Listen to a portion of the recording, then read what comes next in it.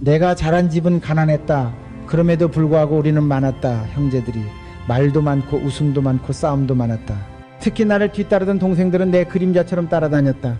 나는 첫째였고 책임이란 걸 일찍 알아야 했다. 일찍 일어나고 먼저 나서고 대신 맡고. 동생들은 그늘에서 자랐지만 언젠가부터 각자의 볕을 찾아 나가더라.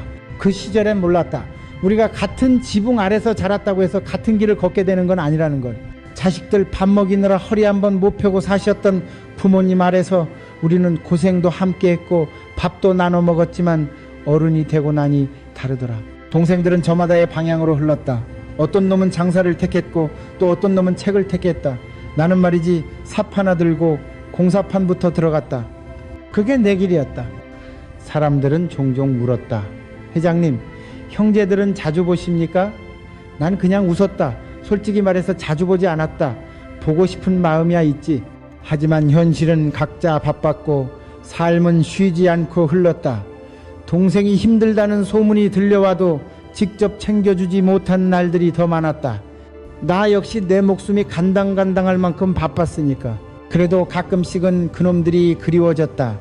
한겨울 공사판에서 입김을 불며 커피 한 잔 마실 때 어릴 적 추운 방에서 이불 뒤집어 쓰고 발 비벼대던 동생들이 떠올랐다. 그리움이란 게 그렇다. 너무 가까이 있으면 못 느끼고 멀어지면 늦게 알아차린다. 동생들과 내가 멀어진 게 섭섭하냐고? 아니다. 서운하지도 않다. 그저 자연스럽게 흘러간 거다. 내가 애써 외면한 것도 아니고 그놈들이 나를 버린 것도 아니다. 다들 제 삶에 충실했을 뿐이다. 그게 얼마나 귀한 일이냐. 형제는 처음부터 끝까지 함께 가는 줄 알았다. 그런데 아니더라. 봄에 같이 피었던 꽃도 가을엔 제각각 다른 데로 씨를 떨군다. 강물도 처음엔 한 줄기지만 흘러가며 갈라진다. 그걸 억지로 붙잡으려 하면 물길만 막히고 결국 다 썩는다. 나는 안다. 흐르도록 놔두는 게 더 깊은 정이란 걸. 동생들아, 우리가 자주 만나지 않아도 연락이 뜸해도 괜찮다. 나는 너희가 각자의 길에서 잘 살아가고 있다는 것만으로도 만족한다. 나도 내 길을 걷고 있으니까 멀리서 서로의 안녕을 비는 것, 그게 진짜 형제다. 나이가 들수록 깨닫는 게 하나 있다. 사람 사이의 거리는 애써 유지하려 들수록 더 멀어진다는 거다. 특히 형제는 말이지, 어릴 적엔 서로가 전부였지만 어른이 되면 그 전부가 각자의 짐이 되기도 한다. 내 동생 중 하나는 나보다 공부를 잘했어. 나는 몸으로 때우는 걸 택했고 그 친구는 책상머리에 앉는 걸 택했지. 처음엔 같은 지붕 아래서 시작했지만 세월이 흐르니 서로 다른 지붕 아래서 살고 있더라. 그걸 이상하게 여긴 적은 없다. 오히려 흐르는 게 당연하다고 생각했다. 형제라고 해서 항상부터 살아야 하는 것도 아니고 같은 방향을 바라봐야 한다는 법도 없다. 어느 날 동생 하나가 나를 찾아왔다. 오랜만에 마주 앉아 막걸리 한 잔 기울이며 이런저런 얘기를 나눴다. 그 친구 말이, 형, 예전 같지 않아서 서운했어. 나는 웃으며 말했다. 야, 사람이 어떻게 예전 같기만 하냐. 다 변하는 거지. 우리도 세상도. 변화를 서운해하지 마라. 그건 자연의 이치다. 형제가 서로 다른 길을 가는 것도 예전만큼 자주 보지 못하는 것도 모두 자연스러운 흐름일 뿐이다. 나는 억지로 이어지는 관계를 좋아하지 않는다. 형제라는 이유로 매달 모이자고 하거나 무조건 연락하자고 강요하는 거, 그건 형제가 아니라 의무야. 형제가 왜 의무가 되어야 하나? 서로를 이해하고 흘러가는 걸 받아들이는 게 더 건강하지. 나는 오늘도 현장을 돌고 회의를 하고 직원들과 부딪히며 산다. 동생들은 또 그들만의 삶을 살아간다. 그게 서운하지 않다. 오히려 자랑스럽다. 각자의 길에서 뿌리 내리고 있다는 게 나에겐 큰 위안이다. 붙잡지 마라. 붙잡으려 하면 오히려 손에서 빠져나간다. 흐르게 두어라. 강물이 흘러 바다에 닿듯이 형제도 각자의 바다를 향해 나아가야 한다. 나는 그렇게 믿고 그렇게 살아왔다. 우리 형제는 같은 어머니 뱃속에서 나왔고 같은 밥상을 두고 숟가락 싸움도 했으며 같은 방에서 이불 덮고 자랐다. 그런데 말이지, 지금은 다들 전혀 다른 세상에 살고 있다. 나는 평생을 발로 뛰며 살았다. 새벽이면 가장 먼저 눈을 떴고 눈치 빠르게 돈의 길, 사람의 흐름을 읽어냈다. 내겐 시간이 돈이었고 기회였고 목숨이었다. 그런데 내 동생 중 하나는 늘 책을 펼쳐놓고 앉아 있었다. 현장을 뛸 시간에 그는 글을 읽고 생각을 하고 조용히 앉아 세상을 해석했지. 그걸 두고 누가 맞고 틀리냐고. 그런 잣대 자체가 어리석은 거다. 중요한 건 각자 자기 삶에 최선을 다했다는 거지. 가끔은 그런 생각이 들기도 한다. 우리가 다른 부모에게 태어났다면 이렇게까지 달라졌을까? 하지만 아니야. 같은 환경에서도 사람은 다르게 자란다. 씨는 같을지 몰라도 뿌리를 내리는 땅은 다르니까. 한 번은 내가 실패의 쓴맛을 봤을 때였다. 모든 게 무너졌다고 생각했던 시절, 동생은 조용히 내게 이런 말을 했다. 형, 이제 좀 쉬어. 그 말이 어쩌면 위로였을 테지만 그땐 그 말조차 부담이었다. 나는 멈출 수 없었고 그는 멈추라고 말했으니까. 형제는 때로 위로보다 거리감이 필요할 때가 있다. 서로 다른 길을 걷는다는 건 때때로 서로를 이해하지 못한다는 뜻이기도 하다. 하지만 그걸 인정하는 순간 비로소 관계가 편안해진다. 같은 부모에게 태어났다고 해서 같은 방식으로 살아야 할 이유는 없다. 동생이 선택한 길이 나와 달라도 그걸 틀렸다고 생각해서는 안 된다. 나 역시 그들의 길을 비판한 적 없다. 그저 나와 다르다는 것만 인정했을 뿐이다. 그래서 우리는 멀어졌지만 미워하진 않았다. 자주 만나진 못해도 안부는 가끔씩 묻는다. 가까운 사이일수록 멀리서 바라보는 여유가 필요하다. 그게 나이 들어 내가 배운 진짜 관계다. 가끔 그런 사람들을 본다. 형제들끼리 무슨 모임을 만든다고. 매달 만나 밥을 먹자. 정기적으로 여행을 가자. 생일은 꼭 챙기자. 마음은 이해해. 그 시절의 정을 잊지 않으려는 노력일 테니까. 하지만 나는 생각이 다르다. 관계란 건 억지로 이어붙일수록 금이 간다. 형제라는 이름 하나만으로 진심까지 끌어올 수는 없더라. 내가 살아보니 진짜 친한 사이는 굳이 노력하지 않아도 자연스럽게 이어졌다. 젊었을 땐 나도 그런 게 필요하다고 믿었다. 동생들과 자주 만나고 서로를 챙기고 하나된 가족으로 살아야 한다고. 그래서 한동안 억지로 자리를 만들었다. 밥상을 차리고 선물도 챙기고 웃는 얼굴로 안부를 물었다. 하지만 그 안에 있는 공기만큼은 어색하고 무거웠다. 다들 눈치를 보며 웃고 있었지. 진심이 아니라 예의로 앉아있는 사람들 같았어. 그걸 깨닫고 나서야 멈췄다. 우리가 가족이란 이유로 모든 걸 함께 할 필요는 없다는 걸. 어릴 적엔 같이 자랐지만 이제는 각자 살아야 할 이유들이 생긴다. 아이들 키우랴, 사업하랴, 몸 아픈 부모님 돌보랴. 인생이라는 무게가 각자 다르다. 형제가 멀어진다고 슬퍼할 일도 아니다. 오히려 서로의 선택을 존중하며 거리를 두는 게 진짜 성숙한 관계다. 나는 지금 동생들과 자주 만나지 않는다. 하지만 마음속에서는 여전히 그들을 생각한다. 문득 회사를 나서다 퇴근길 전철을 볼 때 어릴 적 함께 등굣길에 걷던 동생의 뒷모습이 떠오르곤 한다. 그걸로 충분하다고 생각한다. 어른이 된다는 건 불편한 마음을 받아들이고 억지로 묶으려 하지 않는 용기를 갖는 일이다. 진짜 가까운 사이는 침묵 속에서도 편안한 법이다. 어릴 적 우리 집은 따뜻했다. 찢어진 이불 밑에서도 웃음이 있었고 끼니마다 반찬은 달랐지만 식탁에선 말이 넘쳐났다. 동생 하나가 콩을 골라내면 다른 동생은 그 콩을 몰래 먹으며 장난을 치곤 했지. 그 시절이 그립냐고? 그래, 가끔은 무서울 만큼 그립다. 하지만 그 기억이 지금의 현실을 붙잡아주진 않더라. 시간이 흘러 나는 건설 현장에 뛰어들었고 동생들은 저마다의 길로 흩어졌다. 함께 뛰놀던 뒷산은 기억 속에만 남았고 이젠 명절이 와도 모이기가 어렵다. 그리운 건 기억뿐이고 마음은 이미 각자의 방향으로 떠난 지 오래다. 어느 날 저녁 집무실에 혼자 앉아 회의 자료를 훑고 있을 때 문득 떠올랐다. 어릴 적 겨울밤 막내가 내 품에 안겨 발을 녹이던 그 장면. 그 아이는 지금 외국에서 살고 있다. 언제부턴가 연락도 뜸해졌고 소식은 제3자를 통해 들을 뿐이다. 그렇다고 해서 미워지진 않는다. 다만 서운해지지도 않는다. 나는 이제 안다. 기억은 고이고 마음은 흘러야 한다는 걸. 가끔은 예전처럼 다시 한자리에 모일 수 있을까 상상도 해봤다. 그때마다 마음속에서 어떤 목소리가 들려온다. 그건 과거의 아름다움으로 충분해.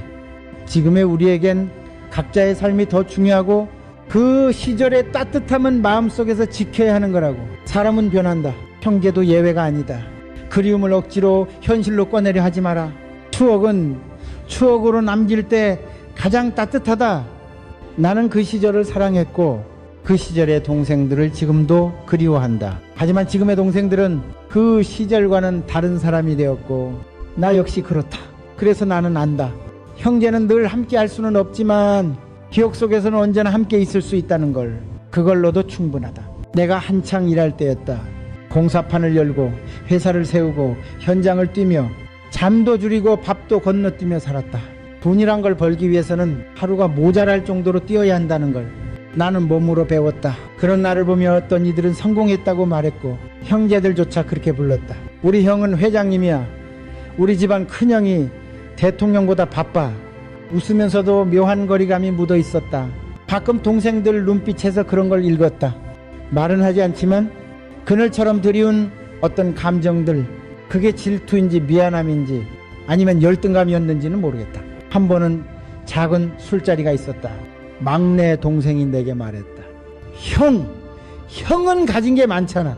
우린 뭐 하나 부탁하려면 100번은 고민해. 그 말을 듣고 한참 동안 말이 나오질 않았다. 나는 나대로 동생들을 도왔고 그 도움을 대단한 일이라 생각하지도 않았는데 그들은 그걸 부담으로 기억하고 있었다. 그날 이후 나는 생각이 바뀌었다. 형제 사이에도 돈이라는 건 단순한 수단이 아니라 감정의 독이 될 수도 있다는 것. 비교는 가장 조용한 폭력이다. 누구는 잘 나가고 누구는 겨우겨우 살아간다. 누구는 뉴스에 나오고 누구는 하루 벌어 하루 산다. 같은 부모 밑에서 나왔는데 세상은 그렇게 나누고 또 그렇게 바라본다. 나라고 그게 편했겠는가. 도와주면 미안해하고 안 도와주면 서운해하는 그 마음들. 나는 늘 그 사이에서 조심스러웠다. 그래서 더 멀어지게 된 것인지도 모른다.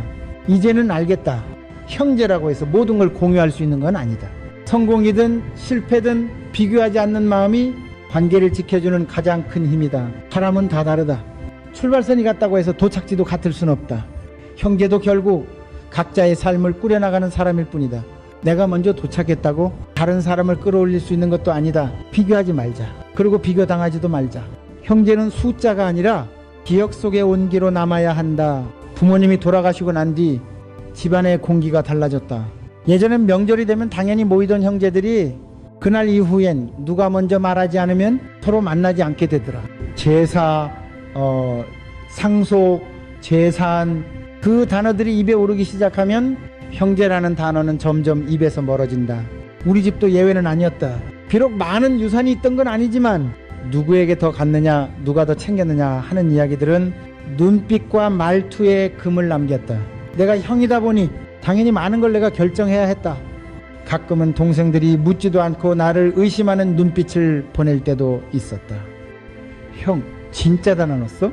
그 한마디가 마음에 깊이 밝혔다. 나는 평생을 책임지고 살아왔다. 가난한 집안에서 어떻게든 식구들 먹여 살리겠다고 낮밤 없이 뛰어다녔다. 그런데도 돌아온 건 몇 장의 문서와 잔고에 대한 의심이었다. 그때 깨달았다. 형제 사이에 감정의 빚이 생기면 돈보다 무서운 벽이 생긴다는 걸. 돈은 계산서로 정리되지만 감정은 어디에도 적히지 않는다. 누가 더 희생했는지, 누가 더 외로웠는지, 누가 더 오래 부모 곁을 지켰는지는 아무도 모른다. 그러니 결국 서운함만 남게 된다. 내가 지금 말하고 싶은 건 돈보다 중요한 게 마음이라는 거다. 유산을 어떻게 나누느냐보다 관계를 어떻게 정리하느냐가 훨씬 중요하다는 거지. 형제간에 돈 문제로 얼굴 붉히는 일이 없으려면 아예 기대를 하지 않는 게 낫다. 도와줄 수 있으면 조용히 도와주고 안 되면 솔직히 말하는 게 낫다. 의심하게 만들지 마라. 그리고 억지로 고마워하게 만들지도 마라. 나는 지금도 내 동생들에게 바라는 게 없다. 내가 가진 건 내가 노력해서 얻은 것이고 그들도 그렇게 살아가고 있다면 그걸로 된 거다. 유산이 가족을 묶어주는 줄 알았지만 사실은 오히려 갈라놓는 족쇄가 되기도 한다. 그러니 재산은 정리되더라도 감정은 남기지 말자. 그게 형제 사이의 마지막 예의다. 어릴 적 우리 집은 작았다. 방 2칸에 식구 여럿이 다닥다닥 붙어 살았지.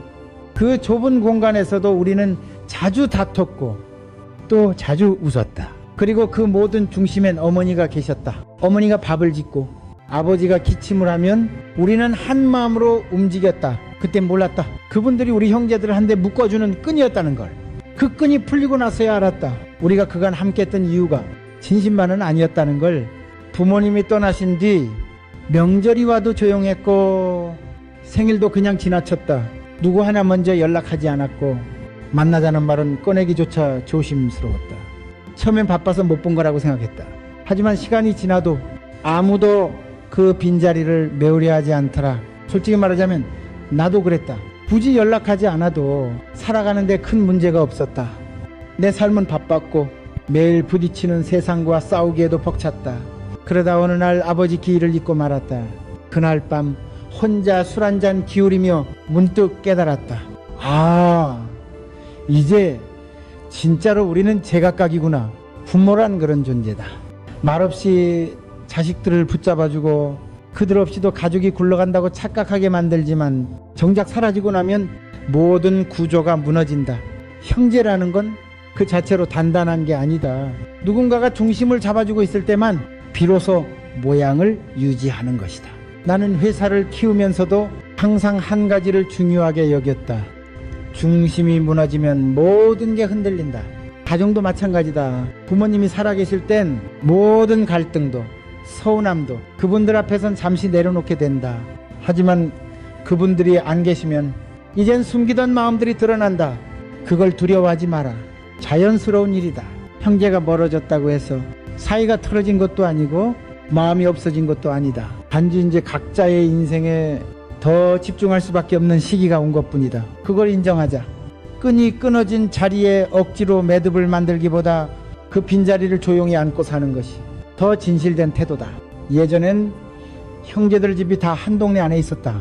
언제든 걸어서 안부를 묻고 저녁밥 짓는 연기만 봐도 누가 집에 있는지 알 수 있었다. 그땐 만남이 특별하지 않았다. 그냥 자연스러웠지. 하지만 세월이 흘러 누구는 서울로, 누구는 부산으로, 또 누구는 해외로 나갔다.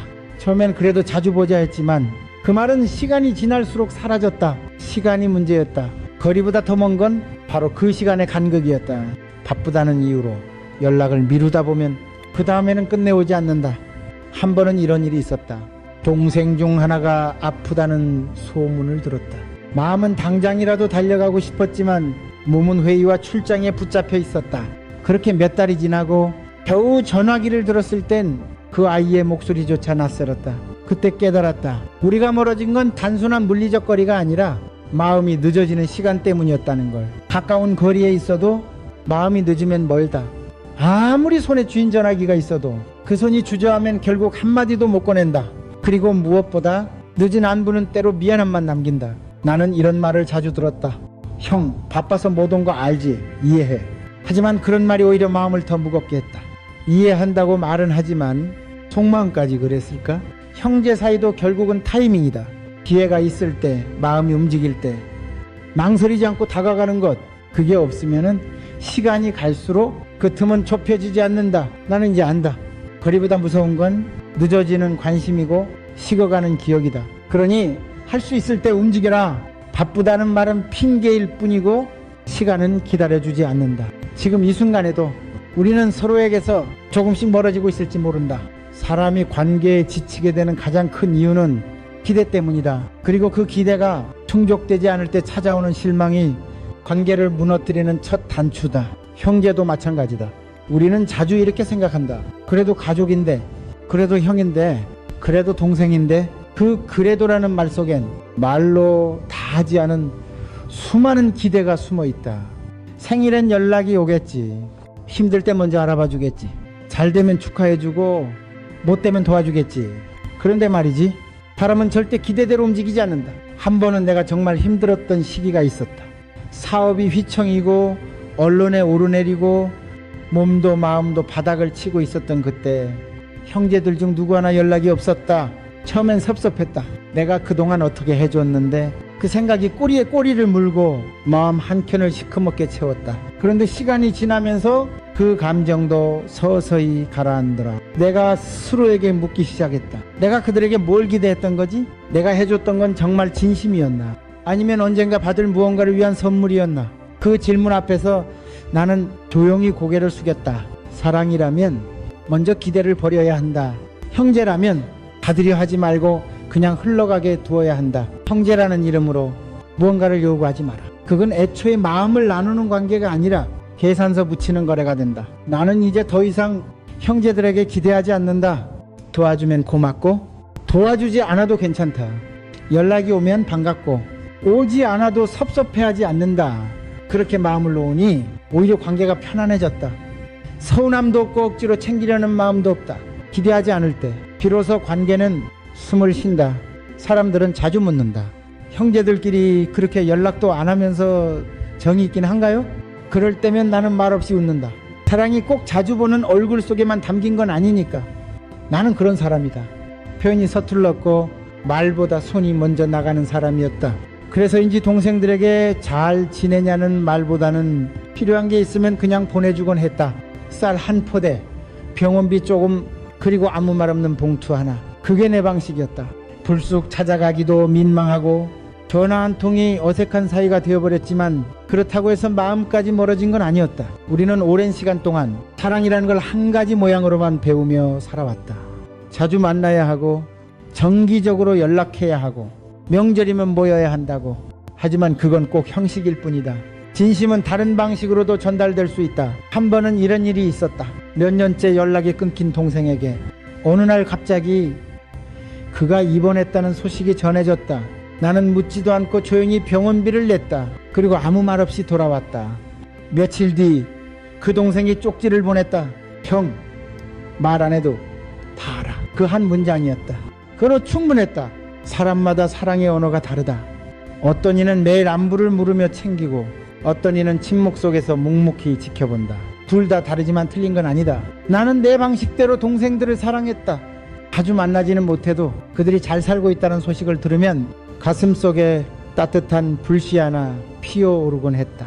멀리서 걱정해주는 것도 사랑이고 때론 간섭하지 않는 것도 배려다. 형제는 말없이 이어지는 선과 같다. 언제 끊어질지 모르는 긴장감 속에서도 묵묵히 연결되어 있다. 사랑에는 소리가 없을 수도 있다. 하지만 없다고 느끼는 건 사랑이 없는 게 아니라 다른 방식일 뿐이다. 우리가 어릴 적 살던 세상은 달랐다. 한 집에 여러 식구가 모여 살았고 안방에는 부모님, 건넌방에는 형제들이 눕고 마당에서는 아이들이 뛰어다녔다. 소란스럽고 복잡했지만 그래서 도정이 있었다. 하지만 지금은 어떤가? 모두가 따로 산다. 부부끼리도 각방을 쓰고 부모와 자식도 서로 간섭하지 않는 시대다. 각자의 생활, 각자의 공간, 각자의 삶, 이제는 그것이 예의고 또 기본이 되어버렸다. 그 변화를 받아들이는데 나도 시간이 좀 걸렸다. 처음엔 서운했지. 형제가 왜 이렇게 바쁜 핑계를 대며 안 보려고 하나 싶었거든.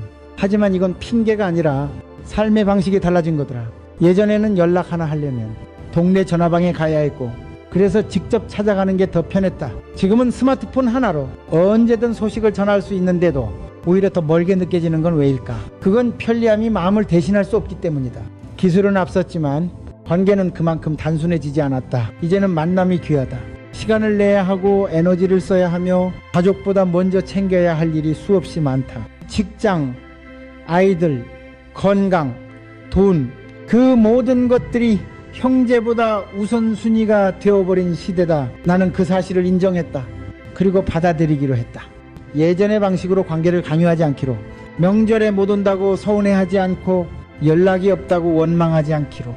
이제 형제라는 이름도 그저 삶의 일부가 되었을 뿐 인생의 중심은 아니다. 슬픈가? 아니다. 자연스러운 변화일 뿐이다. 시대가 바뀌었으면 관계의 방식도 바뀌어야 한다.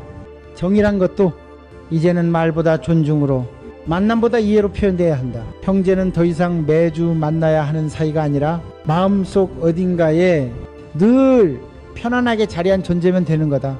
과거엔 피는 물보다 진하다는 말이 절대적인 진리처럼 통했다. 형제는 무조건 가까워야 하고 가족은 무슨 일이 있어도 지켜야 한다고 배웠다. 나도 그렇게 자랐고 그렇게 믿었다. 하지만 세상을 오래 살아보니 알겠더라. 혈연이란 게 그저 생물학적 시작일 뿐 끝까지 유지되는 이유가 되진 않는다는 걸. 나는 수많은 사람을 만나고 수많은 관계를 맺고 또 끊었다. 그 중엔 내 동생보다 더 진심으로 다가오는 이도 있었고 가족보다 더 날 걱정해준 사람도 있었다. 그 반대도 있었다. 가족이라는 이름 아래 더 깊은 상처를 주는 경우도 있었다. 함께 자란 기억이 많을수록 기대도 크고 실망도 컸다. 그래서 나는 이렇게 결론 지었다. 형제라고 해서 무조건 곁에 있어야 하는 건 아니다. 형제도 결국 인간관계의 한 종류일 뿐이다. 좋으면 이어지고 맞지 않으면 멀어질 수 있는 거다. 이 말을 하면 사람들은 가끔 놀란다. 회장님은 성공했으니 그런 말도 할 수 있죠. 하지만 아니다. 이건 성공이나 실패의 문제가 아니다. 삶을 깊이 들여다본 사람만이 할 수 있는 이야기다. 나는 내 인생에서 수많은 갈림길 앞에 섰다. 그때마다 나를 지지해주는 건 항상 형제는 아니었다. 오히려 아무 연고 없는 사람의 한마디가 내 등을 떠밀기도 했다. 그걸 원망한 적 없다. 그들도 자기 삶이 바빴을 테니까 나 역시 누군가에게 그런 존재였을 수도 있다. 그래서 나는 형제를 운명의 동반자가 아니라 한때의 인연으로 받아들이기로 했다. 그 인연이 아름다웠다면 기억 속에 간직하면 되고, 그 인연이 아팠다면 조용히 놓아주면 된다. 억지로 이어진 관계는 언젠가 금이 가게 마련이다. 차라리 자연스럽게 멀어지는 게 낫다. 그러면 미움도 남지 않는다. 형제도 선택이다.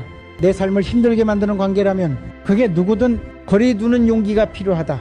사람은 누구와 함께 있느냐보다 어떤 마음으로 살아가느냐가 더 중요하다. 나는 한 번도 내 동생들을 부러워한 적이 없다고 생각했다.